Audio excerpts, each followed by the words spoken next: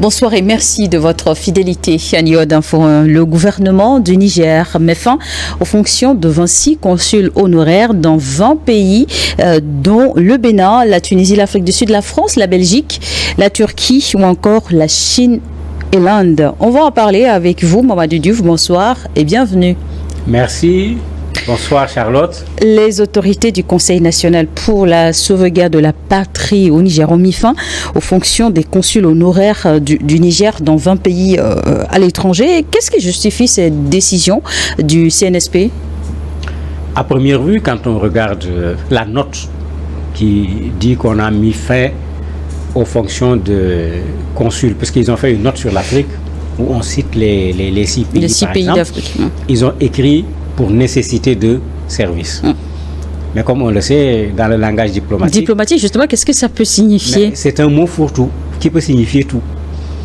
Un consul, on peut à tout moment demander à un consul de céder la place à un autre consul. C'est une hypothèse. On peut également se rendre compte que, bon, pourquoi avoir un consul ici, il n'y a pas de raison, il n'y a pas beaucoup de Nigériens. Tout comme on peut ne pas être satisfait du travail qu'il fait. Mais je ne crois pas qu'on est dans ces hypothèses-là. À mon avis, l'hypothèse la plus plausible, qui avait installé ces consuls honoraires?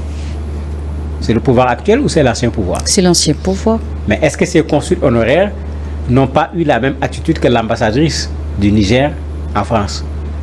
C'est-à-dire, est-ce que certains, quand ils ont vu la CEDEAO, l'Union européenne et autres se lever contre le coup d'État, se sont dit, mais attendez, ce coup d'État ne marchera pas.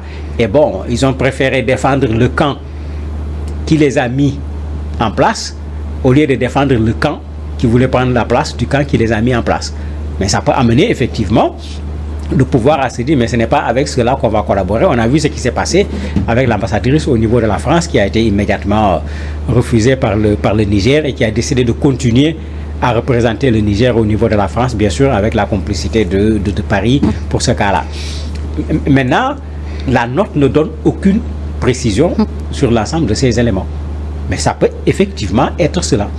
J'ai cherché au niveau des médias nigériens, mais le sommet de la CEDEAO, la levée des sanctions a amené ce que vous connaissez très bien, la dictature de l'actualité, et cette actualité est passée très rapidement et a essayé de se retrouver remplacée par une autre activité.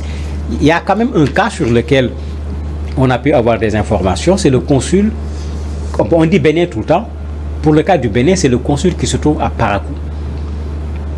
Puisque le consul honoraire, ce n'est pas nécessairement dans la capitale ça doit se trouver. Justement, est-ce que les relations entre les deux pays ne sont pas finalement rétablies? Mais non, les relations ne sont pas rétablies. Rappelez-vous que le Bénin a proposé, avant la levée des sanctions, d'ouvrir son port, d'ouvrir les frontières, mais le Niger n'avait pas répondu positivement à la proposition du Bénin. Donc ça montre clairement que les relations, pour le moment, ne sont pas au beau fixe, malgré des gestes, si on peut l'appeler ici, du pouvoir béninois pour aller un peu dans le sens de renouer avec le Niger.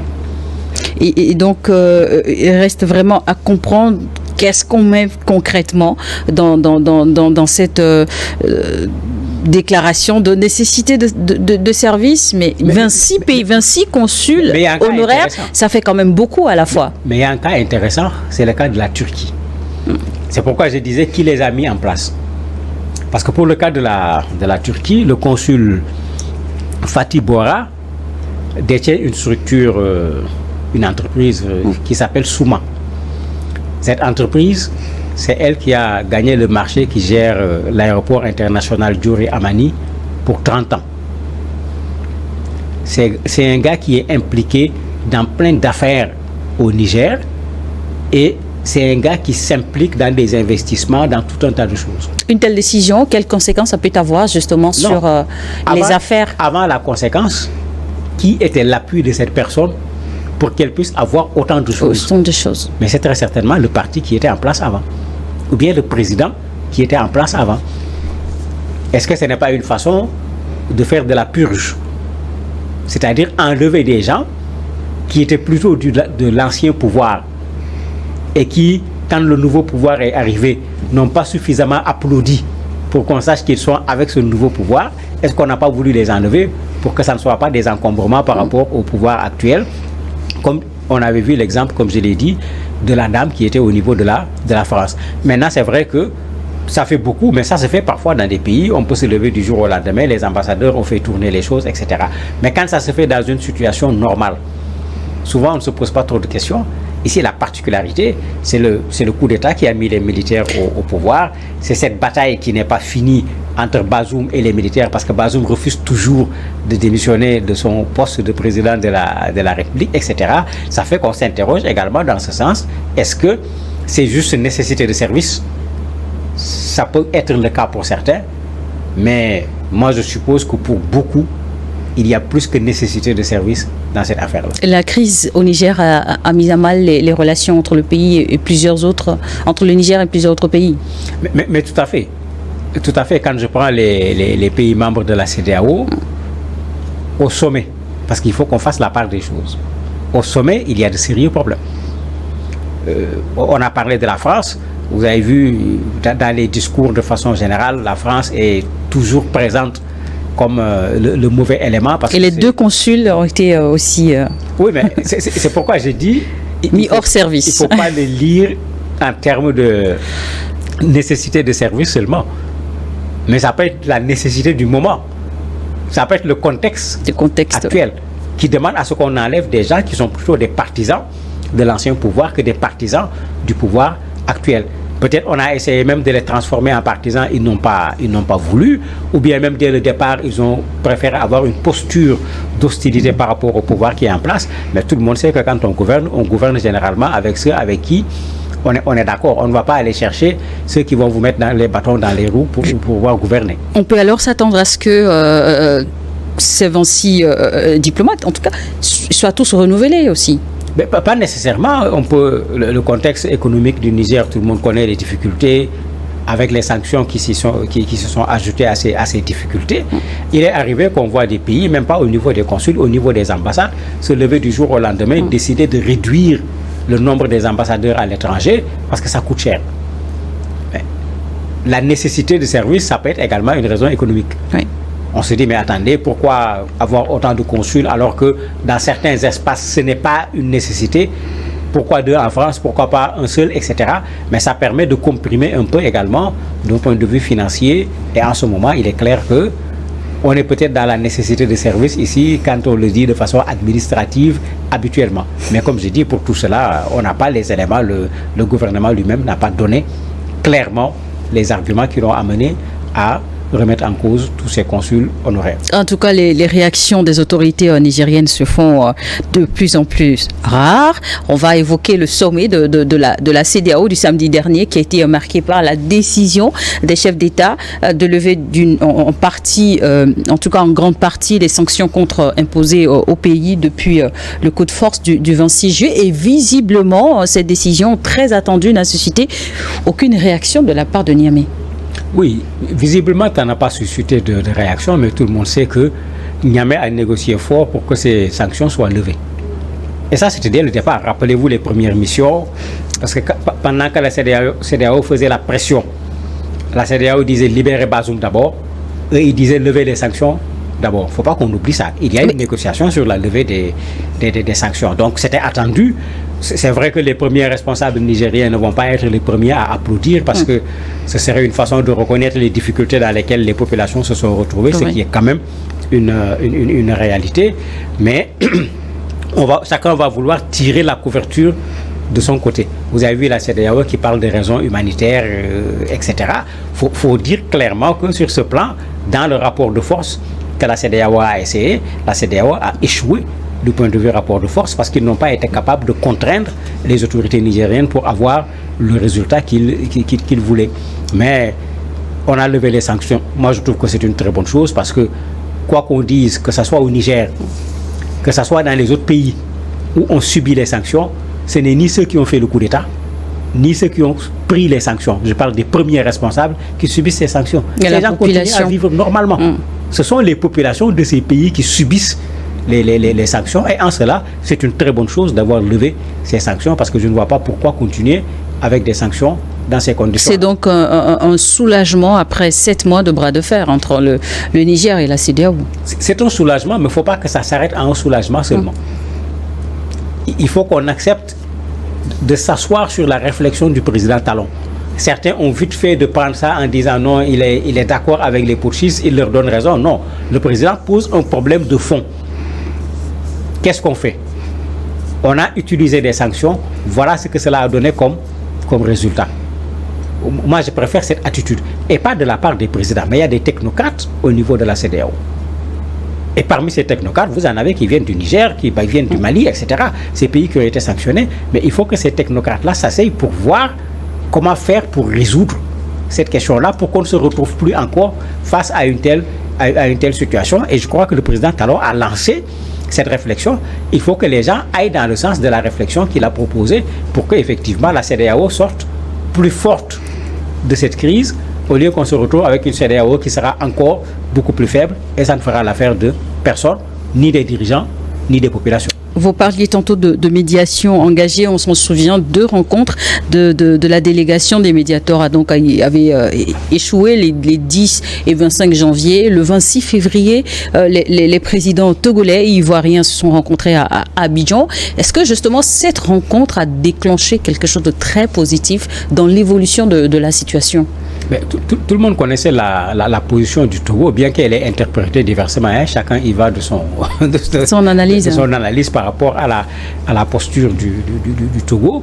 Mais tout le monde sait qu'aujourd'hui, tous les régimes militaires ont tendance à passer par le Togo quand il faut négocier. Puisque aussi, pour leur image, on ne veut pas aller directement à la négociation. Et je me dis que dans cet étau qu'on a desserré, pour ce qui concerne les sanctions, certainement la CEDEAO également a fait comme les militaires. Ils ont demandé au président togolais quelque chose en retour. Est-ce que c'est la libération du président Bazoum?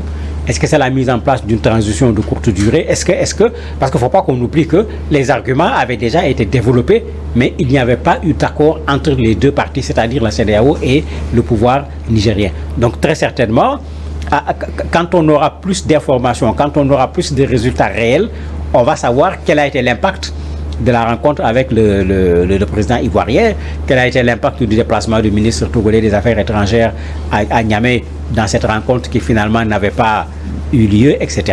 Mais c'est trop tôt actuellement pour le dire parce que je ne crois pas que la CEDEAO a levé les sanctions simplement pour des raisons humanitaires. Alors que les tensions s'apaisent, les sanctions ont été levées contre le Niger, le Burkina, le Mali, la Guinée.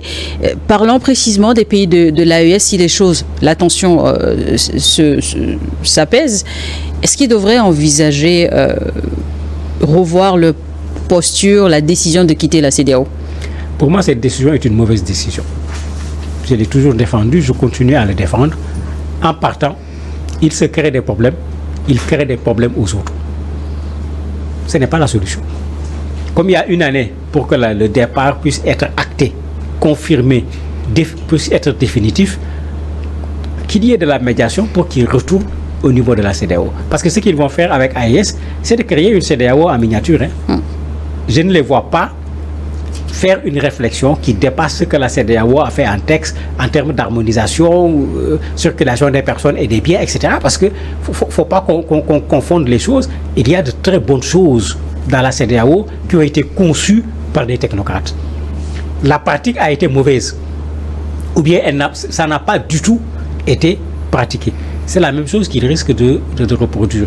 Il y aura peut-être un volet particulier, c'est la situation militaire, mais la situation militaire, on souhaite qu'elle soit temporaire. C'est-à-dire, à un certain moment, on espère régler cette question du terrorisme. Si vous réglez la question du terrorisme, il va falloir avoir des économies complémentaires, alors que un des problèmes de la CEDEAO, c'est que nos économies ne sont pas complémentaires. Nous faisons à peu près la même chose. Ça fait partie des difficultés de l'intégration au niveau de la CEDEAO et de ce commerce interne que l'on veut avoir, qu'on n'a pas pu avoir jusqu'à un certain niveau. Il s'y ajoute bien sûr une mauvaise volonté politique qui est visible de très loin, plus le fait que si on veut que la CEDEAO soit souveraine, la première chose qu'il faut faire, c'est que chaque pays cotise suffisamment pour que la CEDEAO soit en mesure de ne pas aller demander des financements ailleurs. Parce que comme on le dit, quand tu empruntes des lunettes quelque part, la personne a le droit de se dire dans quelle direction tu vas regarder. Dernière question, Mamadou Diouf. La question de la libération du président Bazoum a été évoquée une nouvelle fois lors du sommet. Est-ce que le Niger devrait-il s'exécuter en vue de voir toutes les sanctions imposées contre lui se lever? Le Niger, à mon avis, n'a pas le choix. Si vous gardez Bazoum, vous le gardez sur quelle base et pour quelle raison? Soit il y a une procédure judiciaire, vous devez le poursuivre. En ce moment, faites-le selon les règles. Et qu'on dise qu'est-ce qu'on lui reproche. Qu'il soit au courant que ses avocats se préparent pour un combat. C'est la même chose que j'avais dit ici quand Roch-Marc-Christian Kaboré avait été retenu. Et finalement, jusqu'à aujourd'hui, je ne suis pas au courant d'une poursuite contre lui, alors qu'on avait susurré des poursuites, etc. Il faut qu'on arrête de jouer. Un ancien président qui quitte le pouvoir, quelle que soit la façon dont il quitte le pouvoir, quand il faut le poursuivre, qu'on le fasse dans les règles. Et moi, je suis pour. Un président n'a droit à aucune impunité. Mais quand on le fait, qu'on le fasse dans les règles. Si on ne le poursuit pas, on ne peut pas l'empêcher d'être libre de ses mouvements. Parce qu'en ce moment, ça devient de l'injustice. On empiète sur ses droits. C'est vrai que ces militaires n'aiment pas qu'on parle de droits de l'homme, mais on est obligé de parler de droits de l'homme parce que heureusement, il y a des droits de l'homme dans ce monde. S'il n'y en avait pas, je me demande à quoi ce monde allait ressembler. Merci d'avoir répondu à notre invitation. Merci à vous également de nous avoir suivis. Bonne suite de programme sur Neo Info 1.